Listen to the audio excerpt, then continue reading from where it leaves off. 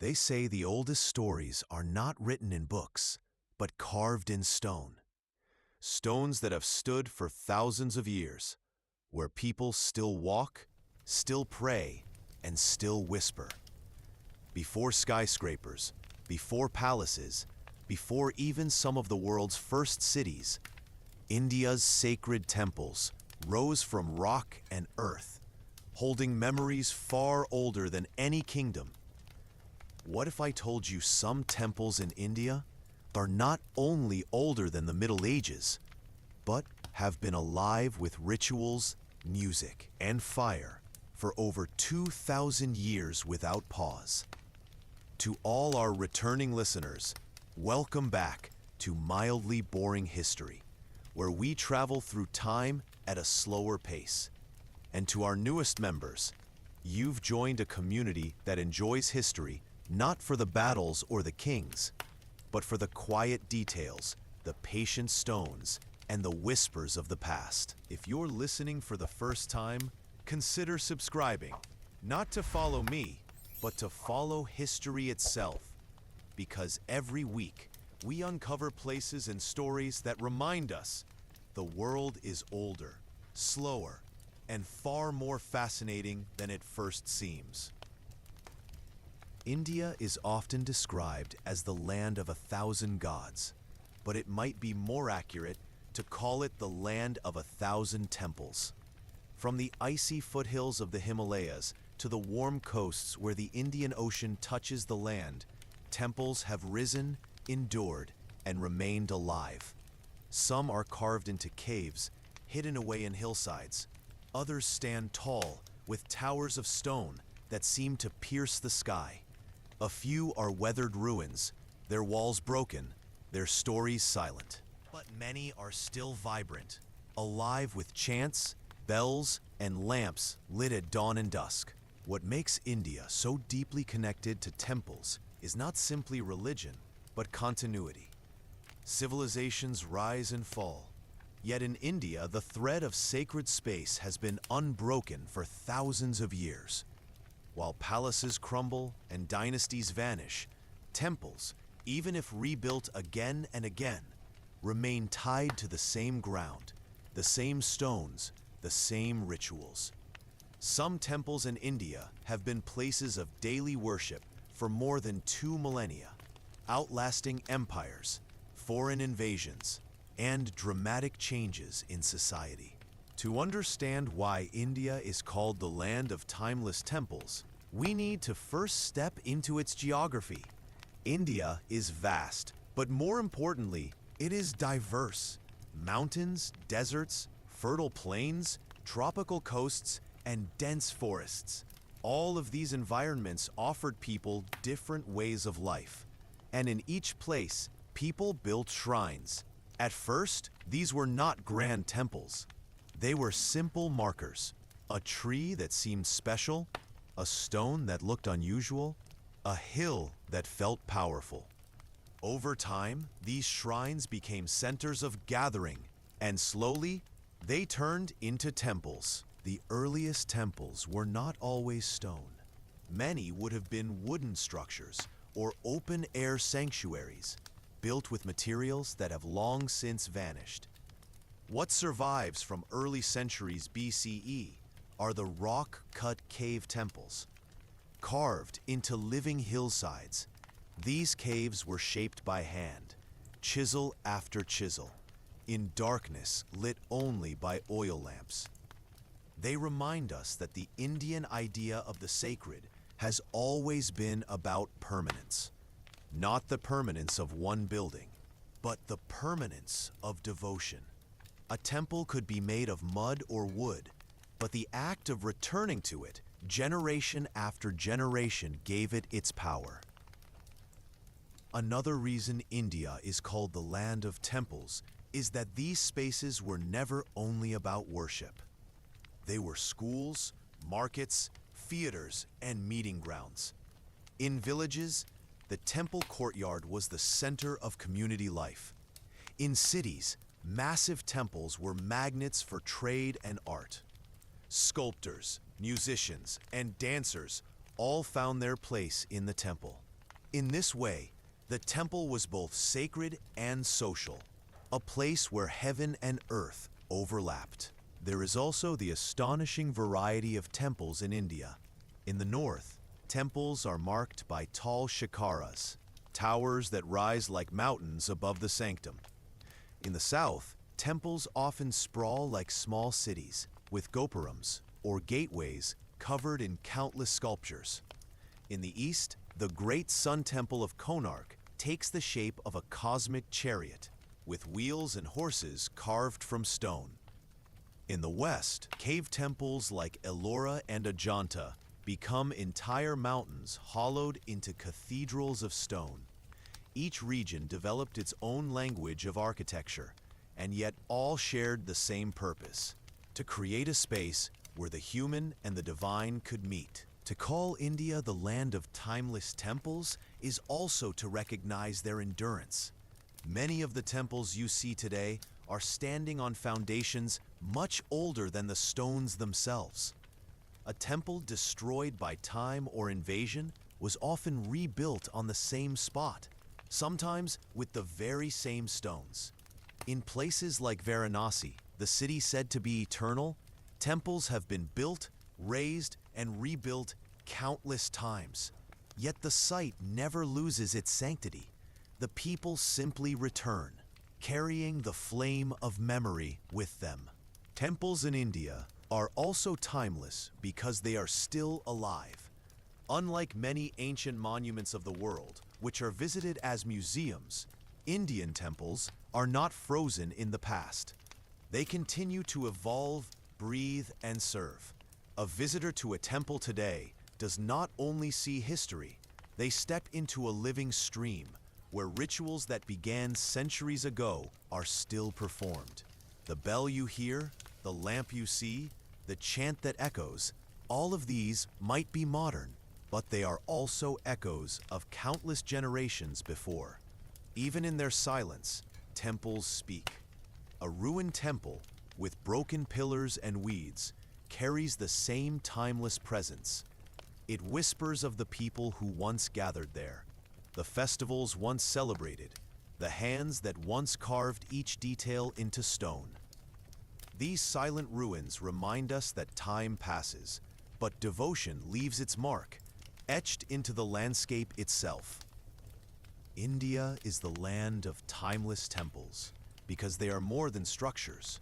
They are memory carved in stone. They are stories told not with words, but with shapes, towers, shadows, and carvings. They are reminders that human beings, long before we had nations or modern cities, felt the need to connect with something beyond themselves and built places that could last longer than their own lifetimes.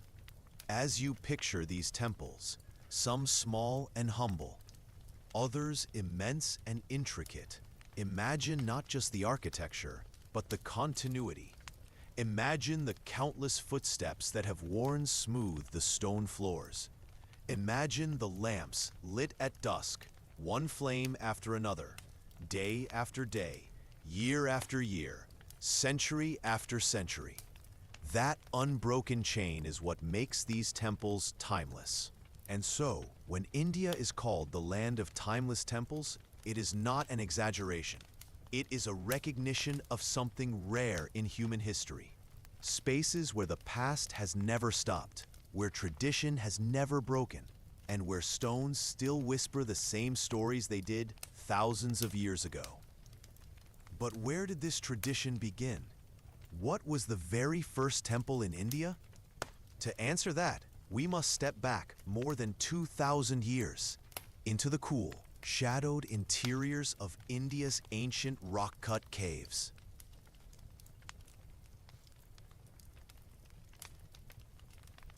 Long before India became the land of towering temples, before stone was shaped into sanctuaries, before builders even dreamed of carving mountains into holy places, there was a simpler beginning. The idea of the sacred did not start with architecture. It began with space, with the recognition that some places felt different from others. A grove of trees, a quiet riverbank, a solitary hill, or a strangely shaped stone. These were the first temples. In the early days of human settlement, when communities were small and life revolved around rivers, forests, and fields, people found meaning in the landscape itself. The natural world was not simply a backdrop. It was alive, animated, and filled with presence. A tree that had stood for centuries became more than wood and leaves. A spring that never dried became more than water. A rock that seemed to glow in the sun became more than stone. These were places where the boundary between the human and the divine felt thinner, and so they became sites of reverence. Archaeologists believe that the first Indian shrines were likely little more than open-air enclosures. Perhaps a circle of stones, or a fenced-off tree, or a raised mound of earth. Nothing permanent, nothing monumental, but deeply meaningful. Even today, across India's villages, you can still find echoes of this ancient practice. Small shrines under old banyan trees, a simple stone smeared with vermilion powder, offerings placed at the edge of a field. These practices are not modern inventions. They are living fossils of the earliest sacred spaces. The concept of sacred space was not limited to one religion or tradition. In India, where cultures have overlapped and blended for millennia, the act of marking a space as sacred was a shared language. Early communities, long before the rise of Buddhism, Jainism, or Hinduism as we know them, were already shaping landscapes into places of gathering. Over time, the act of returning to the same spot again and again made these places stronger in memory. Ritual repetition turned ordinary spaces into extraordinary ones. One of the earliest forms of Indian sacred space was the stupa. At its simplest, a stupa was just a mound, a pile of earth or stone that covered a sacred object, a relic, or even just a symbolic center. The stupa was not meant to be entered, but circled. Devotees would walk around it, tracing its shape, creating a rhythm of movement and prayer. These early stupas, many dating back to the 3rd century BCE, remind us that sacred architecture did not begin as a space to house people, but as a marker to honor memory and presence. Yet even before stupas, there were caves. India's ancient cave shrines may be the oldest surviving examples of sacred architecture. Cut directly into rock, they were both shelter and sanctum. In the Western Ghats, in places like Baja, Karla, and Betsa, caves dating from the 2nd century BCE still stand. Their interiors are simple, columns carved from living stone, vaulted roofs shaped to echo wooden beams, and long halls that lead to a central shrine. Walking into these caves today feels like stepping back into the breath of history. They are cool, dim, and silent, with only the sound of wind or the occasional drip of water breaking the quiet. What makes these caves remarkable is not just their age, but their intention. They were created by hand, with tools no more advanced than chisels and hammers, slowly hollowing out mountainsides. Each stroke of stone was a prayer, each carving a gesture of devotion. Unlike palaces or forts, which were built to display power, these caves were built for humility, spaces of stillness, of meditation, of surrender. The earliest shrines also reveal how communities shared space. Temples in India were rarely private. They were built for the collective, not the individual. Even the smallest shrine under a tree belonged to everyone. This sense of communal sacredness is one reason why India became the land of so many temples. Every village, every settlement, however small, developed its own center, a place where daily life could touch the eternal. The idea of sacred space in India also connected to time. Certain days were considered more powerful, certain moments more auspicious. The sacred was not just a place, but a rhythm. To visit a shrine at dawn, when the first light touched the earth, or at dusk, when lamps were lit, created a sense of alignment between human life and cosmic cycles. This blend of place and time turned shrines into living calendars, where rituals connected people to the passage of seasons and the turning of stars. Over centuries, these small beginnings evolved. Wooden shrines became stone temples. Temporary markers became permanent sanctuaries. Caves expanded into complexes. But the idea at the heart of them all remained the same: a recognition that some spaces are more than physical, that they hold a weight of meaning which endures. Today, if you travel across India, you will still encounter this ancient logic. A shrine beneath a tree in a bustling city may look modest, but it carries the same essence as a grand temple. Both are sacred spaces. Both are thresholds between the ordinary and the extraordinary. Both remind us of the continuity of human longing, the need to mark, to remember, to connect. So when we ask why India is filled with timeless temples, we must begin here, with the earliest shrines, with the trees, stones, caves, and mounds that shaped the imagination of countless generations, with spaces that were simple yet powerful, fragile yet enduring. They were the first whispers of the idea that would later give rise to monumental architecture. They were the seed from which India's temple tradition grew. And like all seeds, they held within them the possibility of something much greater. From these humble beginnings, Indian sacred architecture grew bolder. Builders would not stop at caves or mounds. They would carve entire mountains, shaping temples so vast and intricate they seemed impossible for their time. And nowhere is this more evident than in the rock-cut marvels of Ajanta and Ellora. The story of India's oldest temples is not only written in inscriptions or chiseled in stone walls. It is also preserved in the silence that lingers between their pillars, in the way the stones themselves seem to breathe, holding memories of centuries past. When you step into one of these sanctuaries, the noise of the world outside disappears. The air grows heavier, but also calmer, filled with a sense of continuity. An awareness that you are not the first to pass here, and you will not be the last.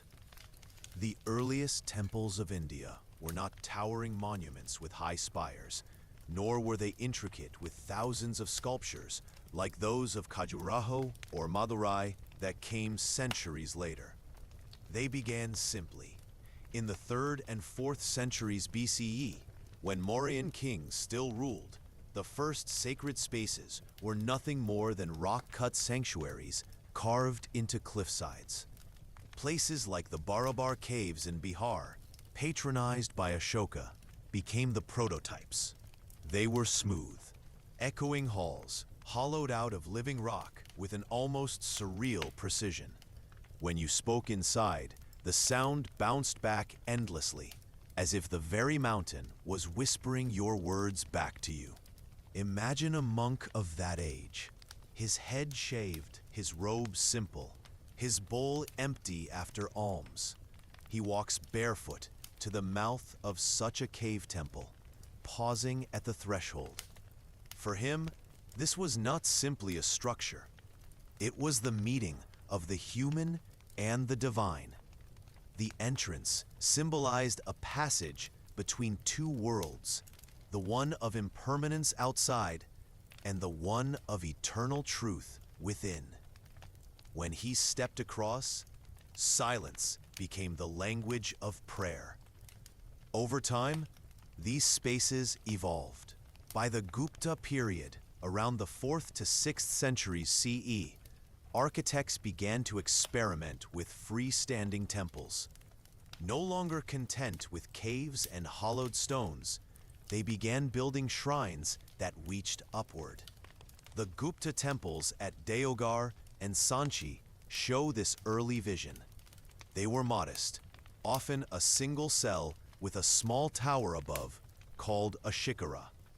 Inside, a murti, a sacred image of a deity, was placed, turning stone into the dwelling place of gods. But what made these temples sacred was not the size of their stones or the brilliance of their carvings. It was the ritual life that unfolded within. Every temple was designed as a kind of cosmic map. The sanctum, the Garbhagriha, or womb chamber, represented the universe's center. Priests would light lamps here, letting the flames symbolize both life and truth. Around the sanctum, devotees walked in slow circles, tracing the eternal path of planets and stars, embodying cosmic rhythm with their steps. Consider the soundscape. Bells ringing, not harsh, but resonant, their tones stretching into the morning air. Conch shells blown, vibrating through stone corridors. Priests chanting verses, their words ancient even then, syllables falling like drops of water echoing in a cave. This was not noise, it was sound arranged into ritual, a vibration meant to harmonize, and yet, even more powerful than sound was the silence that followed. When lamps flickered, smoke rising from ghee and sandalwood, there came moments when all voices faded and the only sound was the breath of those gathered. That silence was as much a part of the ritual as the chants themselves. In India's oldest temples, silence was not absence, it was presence, the stillness in which the divine could be felt most deeply. Beyond rituals, the architecture itself told stories. A temple was never just a building. It was a cosmic diagram. Every pillar, every stone, every carved motif held meaning. The floor plan aligned with the four directions. The sanctum symbolized the axis of the universe, the axis mundi. The walls carried carvings of rivers, mountains, and celestial beings, weaving together the landscape of myth and geography. To walk into a temple was to step into a miniature cosmos. The material mattered too. Stones were chosen with care, granite for strength, sandstone for carving detail, later marble for purity. But beyond material choice was the idea of prana pratishta, the ritual infusion of breath into the deity.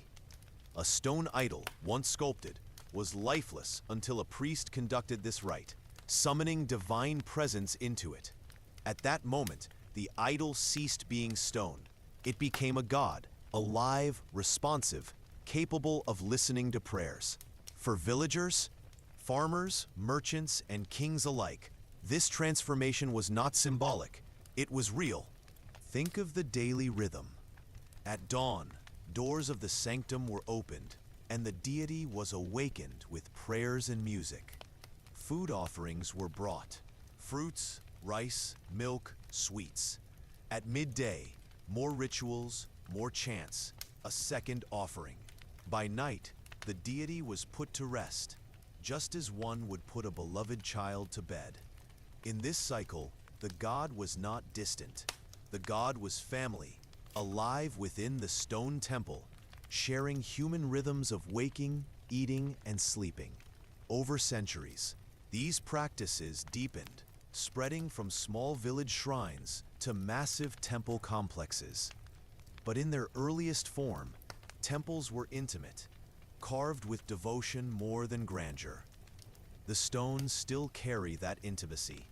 When you visit today, standing in the quiet sanctum of an early temple, you can feel the residue of countless footsteps, countless prayers whispered in desperation or gratitude, countless hands pressing flowers onto cold stone floors. This is the essence of India's oldest temples. Not just architecture, not just history, but living continuity. The stones themselves seem to carry memory. They teach patience, endurance, and silence. They remind us that while kings rose and fell, while empires dissolved, while centuries rolled by, these spaces held steady, watching humanity's story unfold in front of them. And yet, as centuries passed, silence gave way to a new language, the language of carvings. Whole myths, battles, and cosmic stories began to unfold across stone walls. In the next part, we will walk along temple corridors where every sculpture whispers a fragment of India's sacred imagination.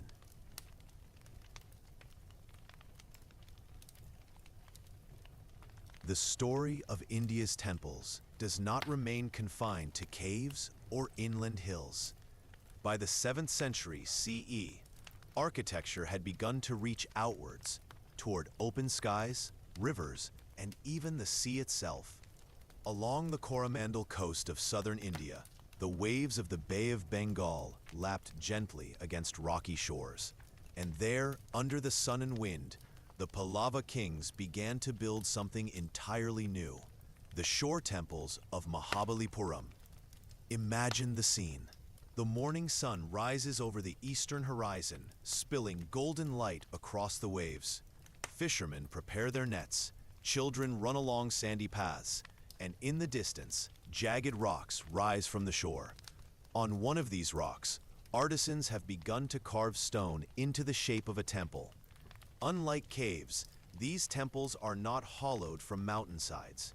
They are constructed upon the rock itself, reaching upwards in bold relief, open to the sky, embracing the elements of wind, salt, and sun. Mahabalipuram, also called Mamallapuram, is not just a single temple, but a complex of monuments, shrines, rock-cut caves, and large monolithic reliefs. Among them, the shore temples are the most striking. Dedicated to Shiva and Vishnu, they rise from the beach in harmonious symmetry.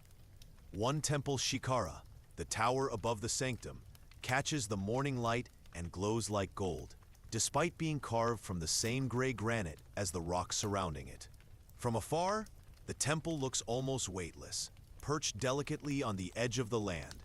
Yet it has survived centuries of storms, tides, and salt-laden winds. The shore temples mark a shift in temple design. Where cave temples created sacred space by retreating inward, these temples assert themselves outward. The sanctum remains central, but the structure invites light and air, integrating the natural environment into the sacred experience. You can walk around the temple, touch its walls, and feel the rhythm of the waves echo against its stones. The temple becomes a dialogue between human craft and nature itself. The sculptures of Mahabalipuram are equally remarkable.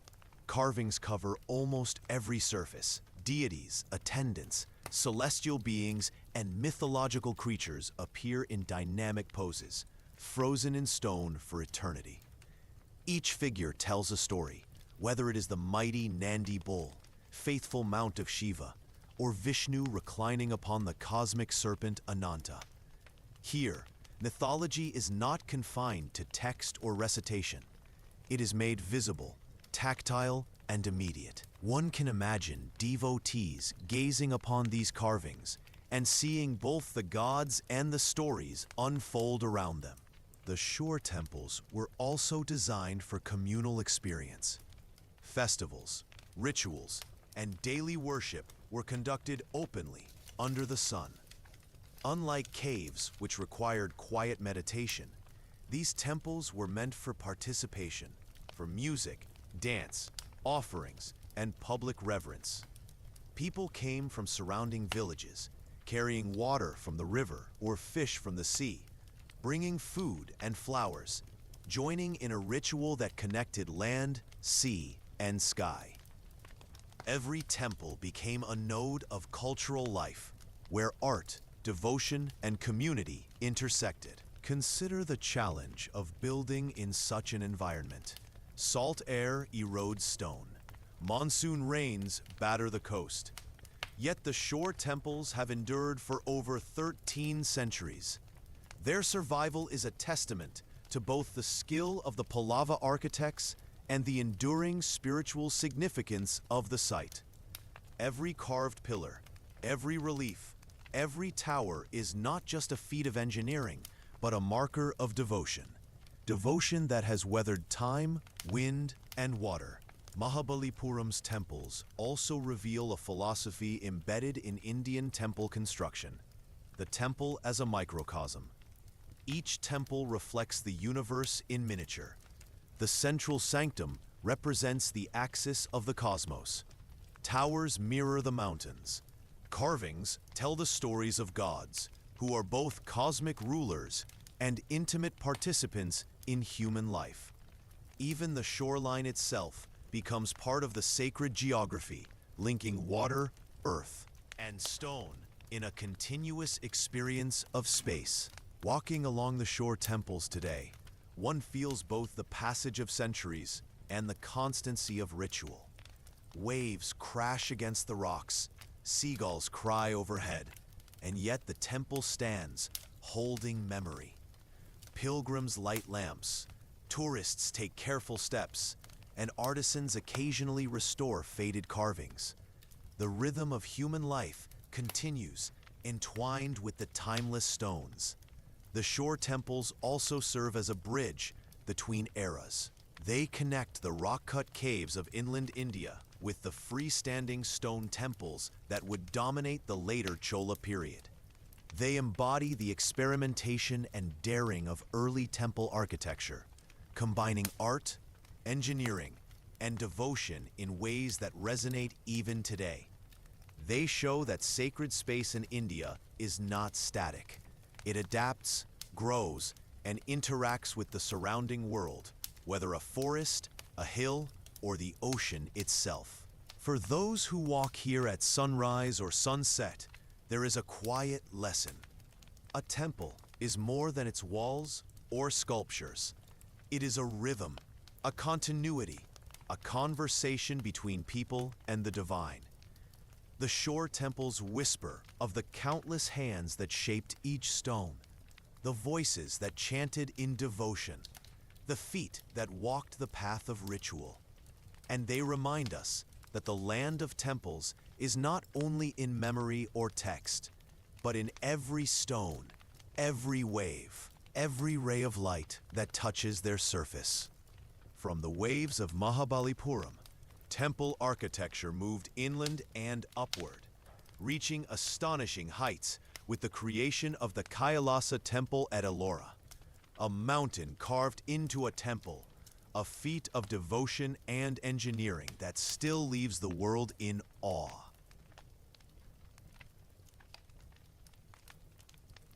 If the shore temples of Mahabalipuram represent the elegance of temples built by the sea, then the Kailasa Temple at Ellora represents the audacity of human devotion and vision carved into the mountains themselves.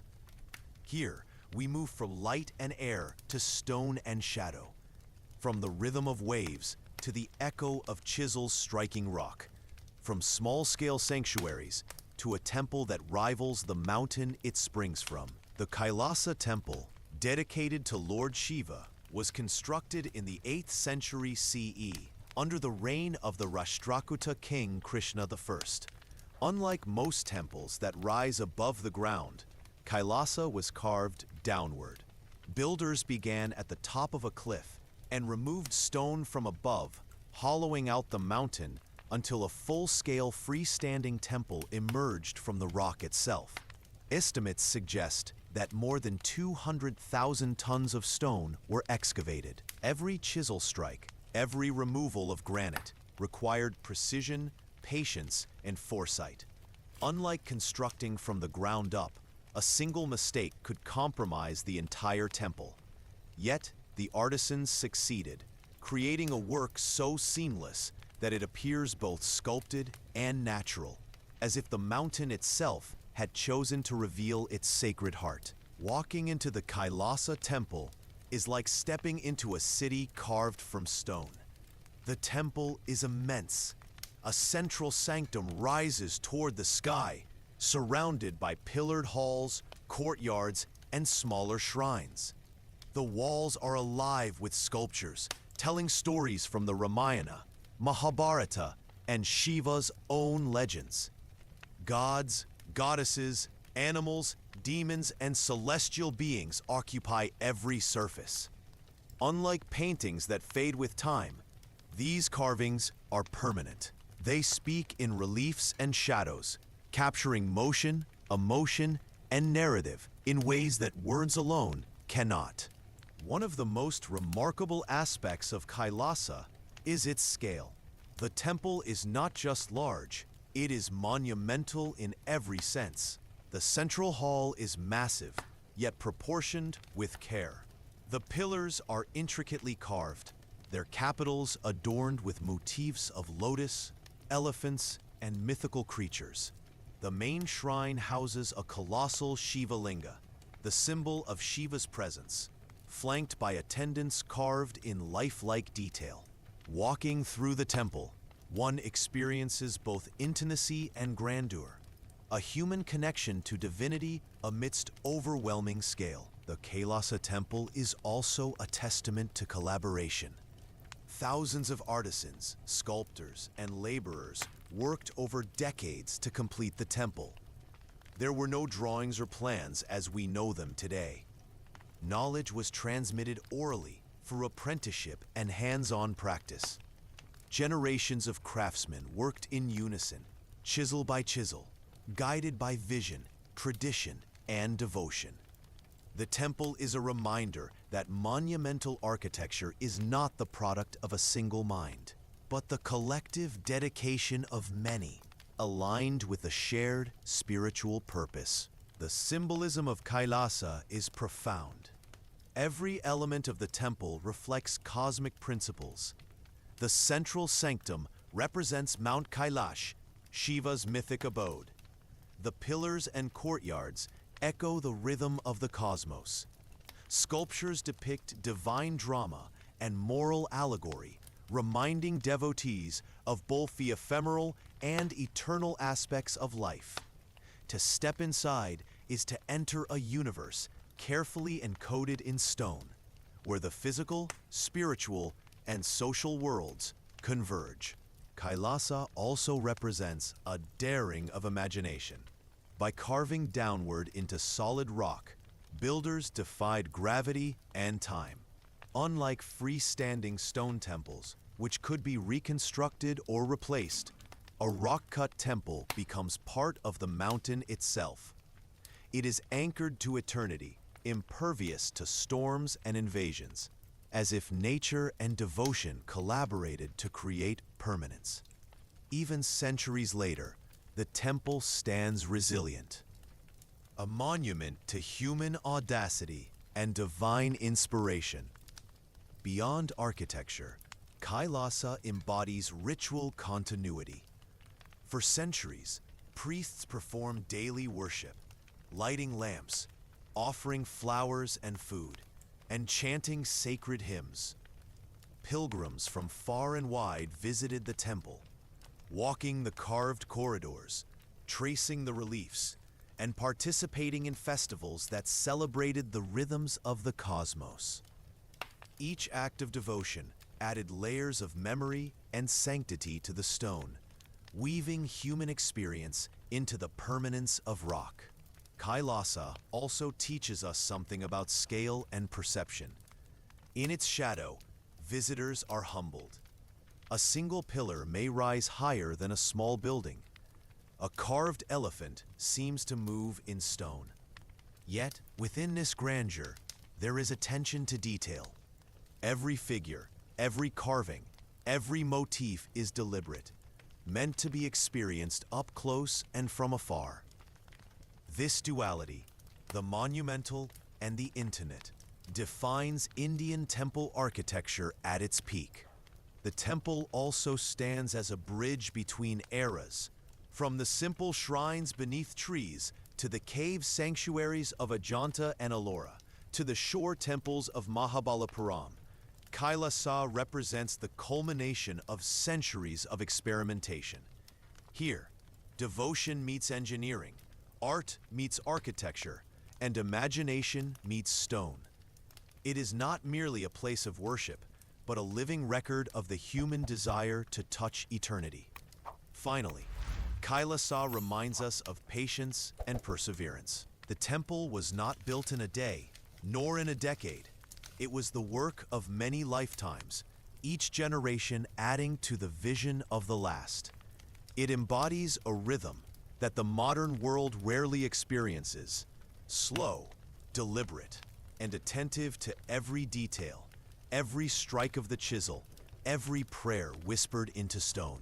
Visiting Kailasa today, one can almost hear the echoes of ancient hammers, the chants of priests, the footsteps of devotees. The temple is alive, not only as a monument of stone, but as a repository of human devotion, imagination, and endurance. It is a testament to what can be achieved when vision, skill, and faith converge. From the monumental heights of Kailasa, Indian temple architecture evolved further, reaching breathtaking intricacy in the Chola and Hoysala temples, where stone itself seemed to dance, capturing gods, humans, and myth in endless detail.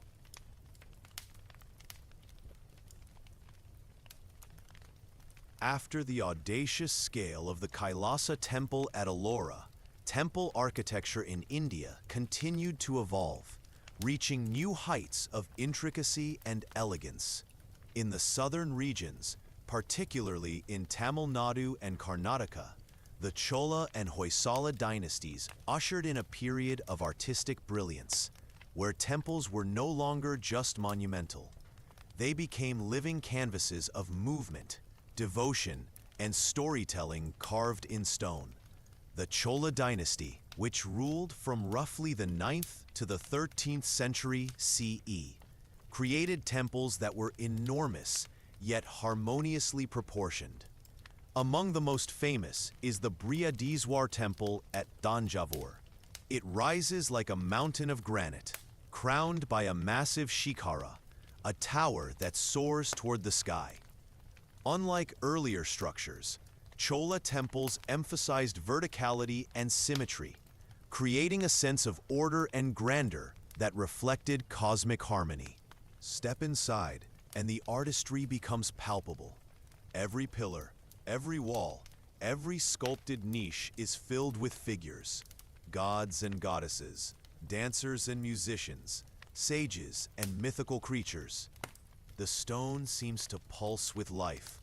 Figures are depicted mid-movement, capturing gestures of dance, emotion, and devotion. A devotee walking through the halls can feel a rhythm, almost as if the carvings themselves breathe. The temple becomes a performance, a frozen dance of stone that has endured centuries. Chola temples were also vibrant centers of community life.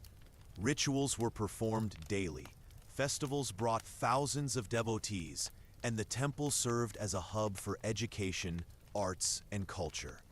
The gopurams, or monumental entrance towers, were adorned with hundreds of figures, and their sheer size served both spiritual and social purposes, signaling the presence of the divine and asserting the temple as the heart of the city.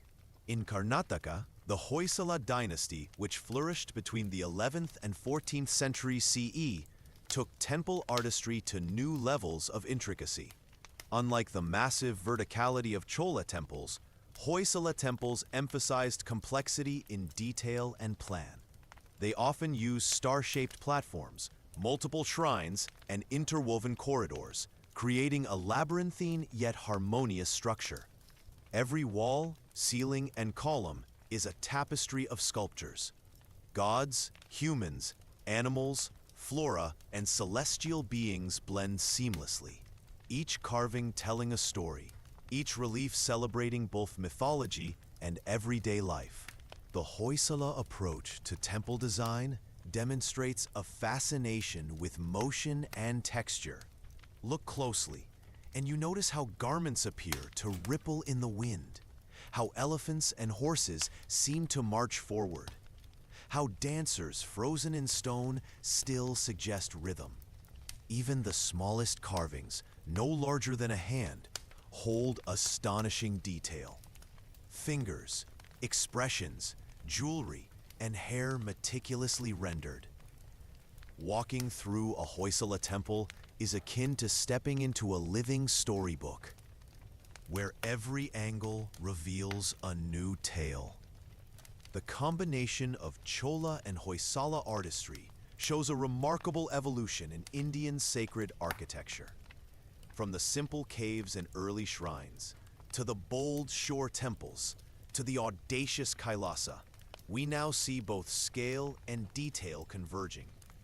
Temples were no longer just spaces for rituals. They were immersive experiences, teaching morality, mythology, and cosmology through stone. Devotees did not just pray. They learned, observed, and were transported into the stories carved around them. The philosophy behind these temples is as profound as the craftsmanship. Each temple is designed to align with the cosmos. Sanctums represent the axis of the universe. Entrance towers correspond to cardinal directions, and sculpted narratives remind worshippers of human virtues and divine principles. Temples are not simply dwellings for deities. They are microcosms, reflecting the order and rhythm of the universe in tangible form. Chola and Hoysala temples also exemplify the marriage of devotion and engineering. The Brihadiswar temple, for instance, features a massive shikhara weighing several hundred tons, placed atop the central sanctum without modern machinery. Hoysala temples, with their star-shaped platforms and intricately carved ceilings, demonstrate precise knowledge of geometry, balance, and structural integrity. In both cases, devotion drove innovation, and artistry married functionality. These temples also convey the enduring human desire to connect the temporal with the eternal. Daily rituals, festival celebrations, and pilgrimages created cycles of human activity that interacted with the permanence of stone. Generations walked these halls, whispered prayers, offered flowers, and circled sanctums, linking their lives to the narrative of gods and cosmic order. The temples became both repositories and generators of memory. Spaces where human devotion imprinted itself on time itself. Standing in the halls of Chola or Hoysala temples, one feels a dual sensation: awe at the skill and grandeur, and intimacy with the stories and details carved into stone. Light falls through carved windows, casting shadows that animate figures on the walls. The faint smell of incense and flowers lingers, mingling with the stone's coolness. Every sound, footsteps, bells, or whispers, echoes through corridors shaped to channel devotion. The temple is alive, not just in its physical presence, but in its ongoing dialogue with human life. In essence, Chola and Hoysala temples represent the pinnacle of temple design before the later medieval expansions. They combine scale with intricacy, ritual with art, permanence with movement. They teach patience, creativity, and reverence. They show how devotion can transform stone into narrative, how architecture can embody cosmology, and how human effort can create spaces that endure for centuries. These temples, much like the caves, shore temples, and Kailasa, remind us that sacred architecture in India is more than a building. It is an experience, a journey through space, story, and time. Each carving, each pillar, each courtyard invites reflection, awe, and quiet wonder. They are reminders that human imagination, guided by devotion, can shape the eternal from the temporal. And yet, as these temples reached artistic heights in the south, the northern plains saw a different evolution. Massive temples in stone and brick, adorned with soaring towers, sprawling courtyards, and a new vocabulary of sculpture that would define the Nagara style for centuries.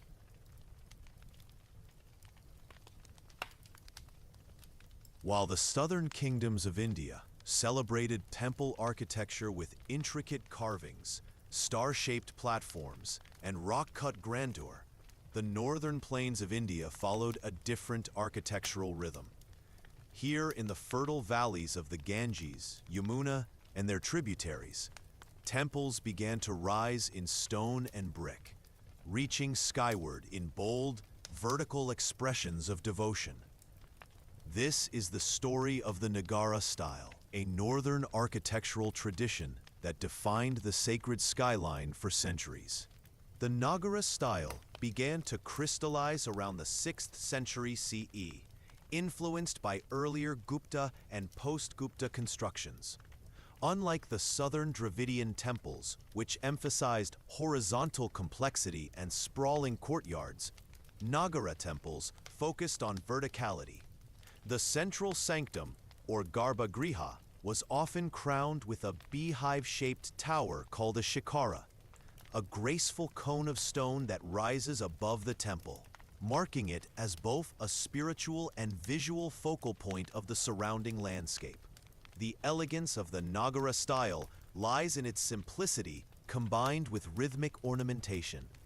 Towers are often segmented with horizontal moldings, creating a sense of upward movement. Pilasters, niches, and miniature spires adorn the main shikara, leading the eye ever upward, as if guiding the devotee's spirit toward the heavens. This verticality is not merely aesthetic. It is symbolic, a physical representation of the connection between earth and the divine. Early examples of Nagara temples include the Kanchipuram-influenced structures in Madhya Pradesh and the temples of Bhubaneswar in Odisha. Yet it's in Khajuraho, the Chandela dynasty's jewel, that the Nagara style reaches its narrative and sculptural peak. Between the 10th and 12th century CE, Khajuraho saw the construction of nearly 100 temples, most dedicated to Shiva, Vishnu, or the divine feminine, Shakti. Khajuraho's temples are immediately recognizable for their elaborate carvings and ornate towers. Unlike the southern temples, where carvings are integrated into star-shaped platforms and ceilings, the sculptures here cover almost every vertical surface, each telling a story. Devotees and visitors encounter deities in dynamic poses, humans engaged in daily life, animals in motion, and mythological scenes capturing both the spiritual and the sensual. The carvings are deliberate in their placement. Erotic figures, for instance, are often on the exterior walls, reminding those who enter that the divine encompasses all aspects of life, earthly and transcendent. The construction of Nagara temples required careful planning and precise geometry. Temples were oriented to the cardinal directions, sanctums aligned with cosmic principles, and proportions designed according to ancient Shilpa Shastra texts, which codify the relationship between architecture, cosmology, and human perception. Every element, from the base or adhisthana to the tower or shikara to the entranceways, was part of a carefully orchestrated whole, meant to create a sense of harmony and sanctity. Beyond geometry and sculpture, Nagara temples played a central role in cultural life. Large courtyards allowed for gatherings, festivals, and rituals. The surrounding walls created sacred spaces for circumambulation, a practice where devotees walk clockwise around the temple, embodying the cycle of the cosmos and the path of Dharma. The temples became centers of education, performance, and social congregation, linking human activity directly to divine presence. One of the unique aspects of Nagara temples is their modularity. Towers were often constructed in clusters, each smaller tower complementing the central shikara.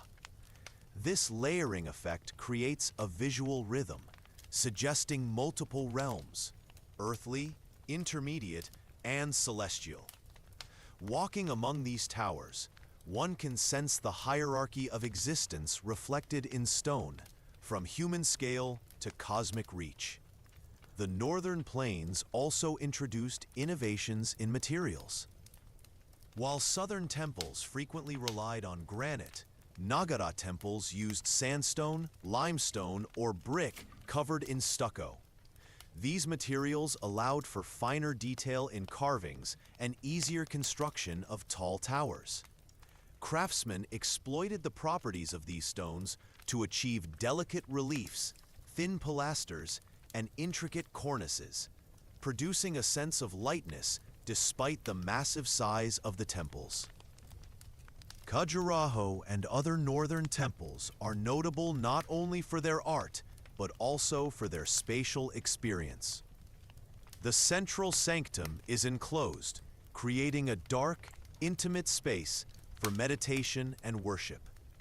Surrounding corridors and halls allow movement, storytelling, and public interaction.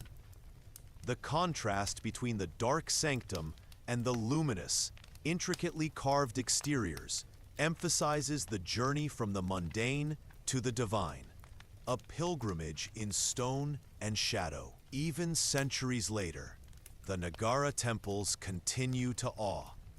They survive wars, floods, and the passage of time. Their towers pierce the sky. Their carvings tell stories of devotion, morality, and cosmic order. And their design embodies the rhythm of human and divine interaction. Walking through a northern temple is to experience both architecture and philosophy simultaneously, a fusion of art, geometry, ritual, and spiritual aspiration. The Nagara style also influenced later developments in temple architecture across northern India. It became a reference for subsequent dynasties, including the Solankis and Paramaras, who adapted its principles for both regional and monumental projects. Its emphasis on verticality, ornamentation, and spatial symbolism set the stage for the grand temple complexes of medieval India, where devotion, art, and engineering continued to intertwine. Ultimately, the northern temples and the Nagara style demonstrate a profound human ambition to reach upward, to make visible the unseen, to translate devotion into structure, and to merge everyday life with cosmic principles. They remind us that temples were never merely buildings. They were living frameworks connecting earth, sky, and spirit. Each tower, each carving, and each stone resonates with centuries of prayer, art, and imagination. From the towering shikaras of the north, temple architecture once again turned southward, blending experimentation with devotion, giving rise to sculptural marvels where ceilings, walls, and pillars come alive in stone. The masterpieces of Hampi and the Vijayanagara Empire. As centuries passed, temple architecture in India continued to evolve, blending artistic grandeur with urban planning. Nowhere is this combination more striking than in Hampi, the capital of the Vijayanagara Empire, which flourished from the 14th to the 16th centuries CE. Here, temples were not isolated sanctuaries, but part of a larger living city, integrated with marketplaces, rivers, hills, and fortifications, creating a rhythm of life that was both sacred and civic. Hampi rises from a rugged landscape of boulders and low hills, where the Tungabhadra River winds through fertile plains. The first impression is one of timelessness: granite rocks, ancient ruins, and temple towers bathed in golden light. The Virupaksha Temple, the oldest and largest in Hampi, dominates the skyline.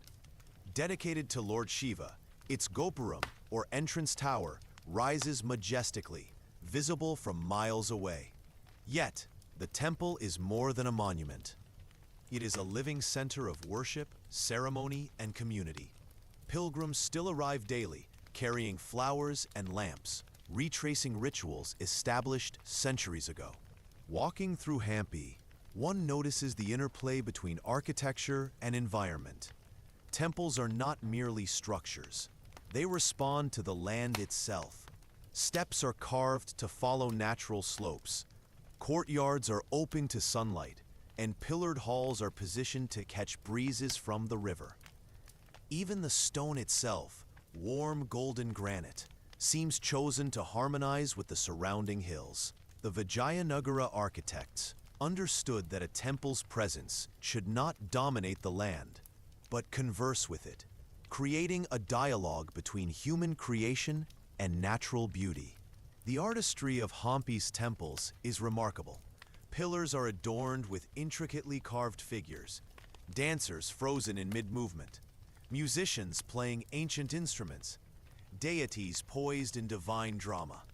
Walls depict epic stories from the Ramayana and Mahabharata, while ceilings feature geometric patterns and celestial motifs. Unlike earlier temples, Hampi's sanctuaries are part of sprawling complexes that include courtyards, stepped tanks, and smaller shrines, allowing for public gatherings, festivals, and rituals that integrated the sacred into daily life. One of the most fascinating aspects of Vijayanagara architecture is its attention to movement and experience. Pilgrims and devotees were guided along carefully planned paths.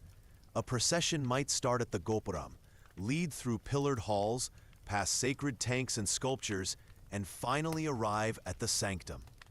Along the way, every step, every turn was choreographed to prepare the visitor spiritually and emotionally, heightening the sense of devotion. Light and shadow played across carvings, enhancing the narrative of gods and humans, of cosmic order and earthly life. Hampi is also notable for its balance of scale and detail. Towers soar above the landscape, yet every pillar, every relief, every frieze is carved with exquisite precision. Musicians, animals, and mythical beings inhabit the stone in miniature, inviting close inspection. The temple becomes both monumental and intimate, offering awe from a distance and discovery up close. This duality creates a space that is immersive, both physically and spiritually, connecting devotee and deity, city and cosmos. The Vijayanagara Empire also emphasized the integration of temples into civic life. Temples were centers of economic, educational, and social activity. Markets clustered near temple entrances. Festivals brought communities together, and artisans, musicians, and scholars were supported by temple patronage.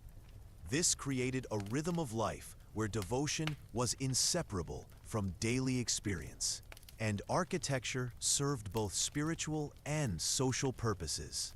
Consider the soundscape. Bells echo through courtyards. Wind whistles past carved pillars. Water trickles from sacred tanks, and chants rise and fall like waves. Light changes with the hour, illuminating sculptures in shifting patterns. Pilgrims' footsteps on stone pathways become part of the temple's music. Even the silence between these sounds is deliberate, amplifying the sense of sacred presence. Hampi is alive, not only in stone, but in the interaction between humans, nature, and the divine. The temples of Hampi also reflect the empire's resilience and ambition. The Vijayanagara kings, aware of threats from rival kingdoms, built fortified cities with temples at their heart. These structures symbolized both spiritual devotion and political authority, showing that architecture could be a statement of power, continuity, and cultural identity. Yet despite fortifications, the artistry remains delicate, graceful, and deeply human, balancing strength with aesthetic and spiritual refinement. Walking through Hampi today, one can almost hear the echoes of the past. Artisans chiseling stone, priests chanting, merchants trading, and pilgrims moving in steady rhythm. The landscape itself seems to hum with memory, as though every boulder, pillar, and river bend has absorbed centuries of devotion, struggle, and celebration. The temples remain living spaces, reminding visitors that sacred architecture is not frozen in time, but continuously inhabited, experienced, and revered. Ultimately, the Vijayanagara temples teach us about harmony between scale and detail, human activity and sacred ritual, architecture and landscape. They demonstrate that temples can be both monumental and intimate, civic and spiritual, permanent and alive. In Hampi, devotion is etched into every stone, every corridor, every courtyard, creating a space where human and divine rhythms converge in quiet splendor. From the stone cities of Hampi, temple architecture expanded northward once more, blending Mughal influences and medieval styles, giving rise to temples that balanced Indian traditions with new artistic ideas, where past and present meet in stone and spirit.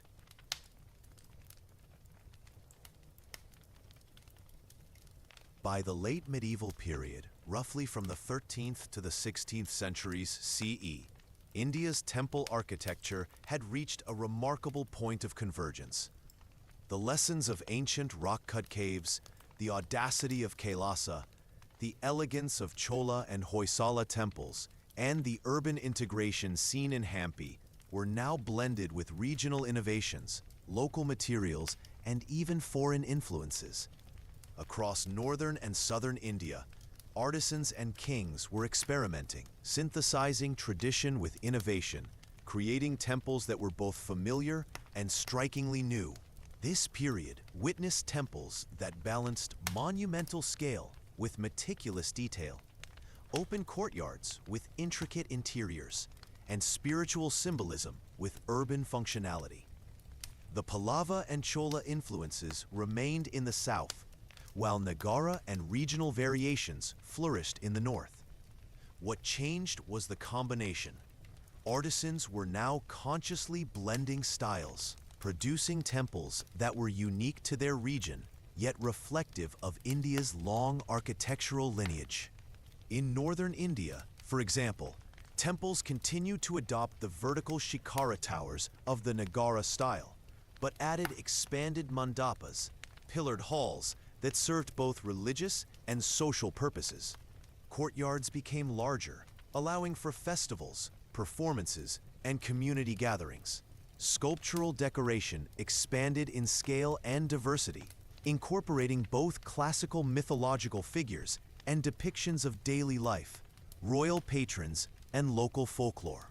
Temples became chronicles of society, capturing a moment in time through stone. In the Deccan and southern regions, the synthesis manifested differently. The Hoysala star-shaped foundations continued to influence architects, but temples began to include taller towers and more expansive courtyards, integrating elements from neighboring regions. Temples were no longer purely sacred spaces. They were cultural hubs, educational centers, and repositories of art.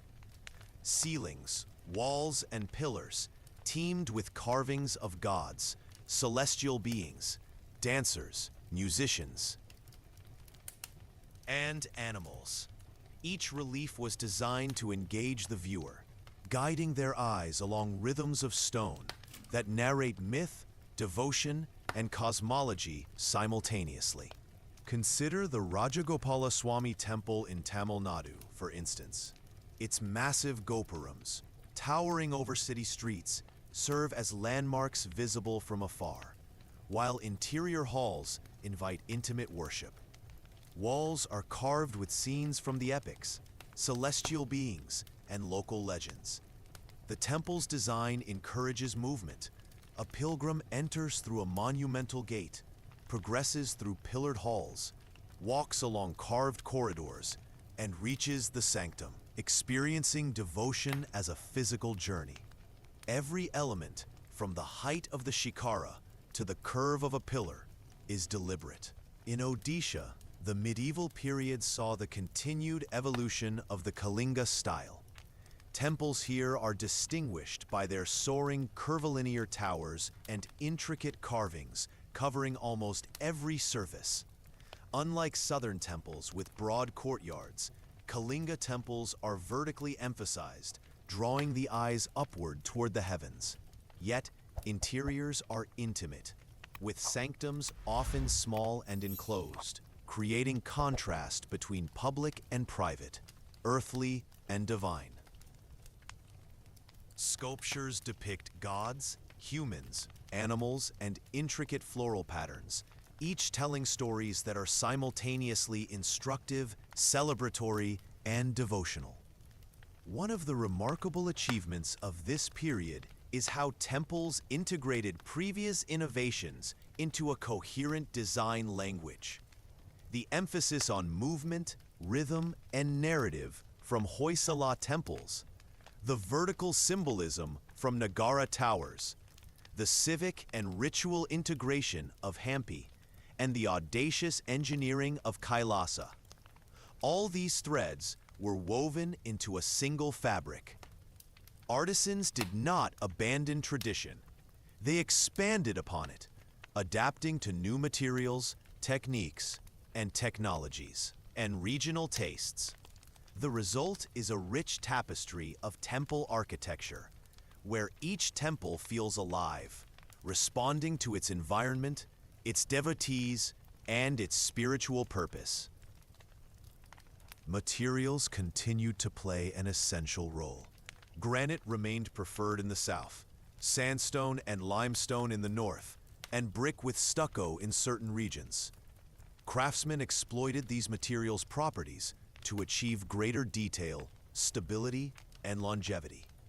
Columns were carved to bear weight while also telling stories. Ceilings were chiseled with geometric patterns and celestial scenes, and external walls became canvases for gods, dancers, and animals frozen in perpetual motion. Medieval temples also reinforced the relationship between architecture and ritual. Circumambulation remained a central feature, guiding devotees through paths that symbolically represented spiritual journeys. Courtyards, tanks, and ancillary shrines were designed to accommodate festivals, processions, and music performances, blending sacred and social life seamlessly. Pilgrims could move from one shrine to another, experiencing multiple layers of storytelling and devotion along the way. The synthesis of styles in medieval temples represents more than architectural innovation. It embodies a philosophical understanding that devotion, community, art, and cosmic symbolism are inseparable. Temples are microcosms, small universes carved from stone, reflecting the order of the cosmos while accommodating human experience. They are both eternal and temporal, monumental yet intimate. Educational, devotional, and social spaces rolled into one. Even centuries later, these temples continue to awe travelers, historians, pilgrims, and casual visitors walk through halls and courtyards, tracing sculpted reliefs, observing minute details, and experiencing the intended rhythm of the space. Shadows shift across carvings, light illuminates narrative sequences, and every element continues to guide perception and contemplation. Medieval temples are living reminders that architecture is more than shelter. It is narrative, pedagogy, devotion, and artistry intertwined. Ultimately, the medieval period marks a crescendo in the evolution of Indian temples. The synthesis of styles, the refinement of engineering, and the mastery of narrative carving created spaces that are immersive, enduring, and spiritually resonant. These temples serve as monuments to human ingenuity, cultural continuity, and devotion, bridging past achievements with future possibilities, and preparing the ground for later periods where architecture, ritual, and artistic expression continued to flourish in new ways. From the medieval synthesis of North and South temple architecture reached a final phase of grandeur and spiritual intimacy, where every stone tells a story and devotion is etched into eternity. The culmination of India's sacred architectural journey. After centuries of evolution, experimentation, and devotion, Indian temple architecture reached a point of culmination where scale, intricacy, symbolism, and spiritual experience converged into masterpieces carved in stone. This final chapter is not merely about the tallest tower, the most elaborate sculpture, or the grandest courtyard. It is about how temples became living, breathing chronicles of human aspiration, devotion, and artistry. The temples of this period were built across regions, each reflecting local materials, climate, and artistic traditions, yet all shared a singular purpose: to create spaces where humans could encounter the divine. From the soaring shikaras of northern India to the star-shaped intricacies of the south, from the stone cities of Hampi to the monumental caves of Ellora, temples became universes in themselves, microcosms where heaven and earth met in stone. Consider the Sun Temple at Konark in Odisha, built in the 13th century CE. This temple is not merely a place of worship, but a cosmic allegory, designed as a gigantic chariot for the sun god Surya. The walls are adorned with thousands of stone wheels, horses, and deities, each meticulously carved to convey motion, rhythm, and celestial order. Visitors can trace the movement of the sun across the day and seasons through the temple's orientation, experiencing time, cosmos, and devotion in a tangible form. Every carving tells a story, every relief captures a moment of divine or human life, and every structural element has both practical and symbolic meaning. In the south, the later Chola and Vijayanagara temples perfected the marriage of scale and intimacy. The Virupaksha temple in Hampi, with its towering gopurams and expansive courtyards, demonstrates mastery over both the monumental and the minute. Pilgrims walk through pillared halls where stone dancers and musicians appear frozen in mid-motion. Light filters through intricately carved windows, casting shifting patterns across reliefs that depict gods, humans, and animals in harmonious narrative cycles. These temples do more than inspire awe. They teach rhythm, patience, and spiritual focus through architectural experience. The culmination of temple architecture also lies in synthesis, the blending of styles, techniques, and spiritual philosophy. Rock-cut sanctuaries like Kailasa influenced freestanding stone temples. Hoysala intricacy informed Vijayanagara grandiosity. Nagara towers in the north merged with local traditions to produce ornate yet structurally sound masterpieces. Every temple became a repository of history, art, and devotion, linking generations through shared sacred space. Materials were selected for permanence and beauty. Granite, sandstone, and limestone were chiseled into delicate forms that withstand centuries of weather and human interaction. Each stone block, pillar, or carving bears the imprint of human hands, of devotion and discipline, creating a tactile and visual memory that transcends time. Even today, centuries later, these temples speak of skill, dedication, and spiritual intention. Beyond materiality, the culmination of temple architecture is about the human experience. Temples were designed to guide perception and movement. Circumambulation paths, pillared halls, courtyards, sanctums, and gopurams choreograph the spiritual journey. Festivals, music, rituals, and daily worship interact with space, activating stone with sound, light, and movement. Pilgrims and devotees are not passive observers. They become part of the temple's narrative, engaging with the cosmos encoded in stone. The temples also reflect a vision of life itself, a balance between permanence and impermanence, divine and human, cosmic order and earthly experience. Erotic sculptures, celestial beings, and everyday scenes all occupy the same sacred space, reminding devotees that the divine encompasses all aspects of existence. Temples teach humility, devotion, and wonder, not through sermons, but through experience, rhythm, and observation. As centuries passed, many temples faced challenges, invasions, neglect, or natural decay. Yet the genius of their construction, careful planning, durable materials, symbolic precision, allowed many to survive and continue to function. Modern visitors can still experience the same awe and intimacy as pilgrims centuries ago, walking halls where stone dancers freeze in mid-step, where sun and shadow interact with reliefs, and where the rhythm of devotion remains palpable. Ultimately, the story of India's temples is a story of human aspiration. It is the record of countless artisans, sculptors, architects, priests, and devotees working across centuries, united by vision, skill, and faith.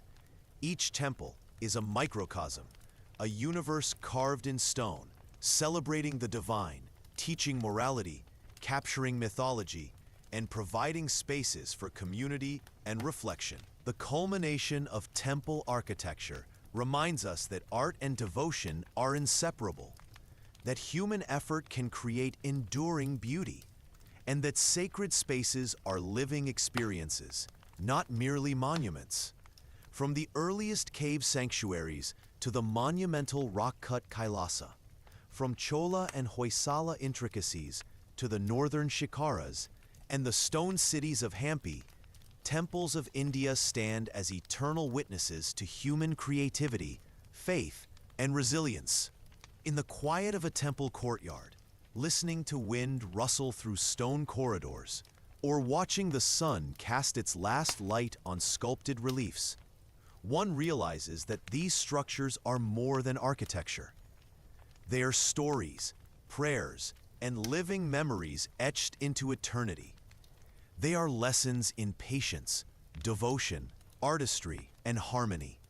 Lessons that continue to resonate, inviting every visitor to walk through time, history, and the sacred in stone. From the earliest sacred caves to the pinnacle of medieval temple architecture, India's temples reveal a continuous evolution of human skill, devotion, and imagination. Each era, each dynasty, each region contributed to a tapestry of sacred space, culminating in structures that endure, inspire, and invite reflection even today. The temples are eternal, not merely in stone, but in the stories, devotion, and artistry they preserve across time.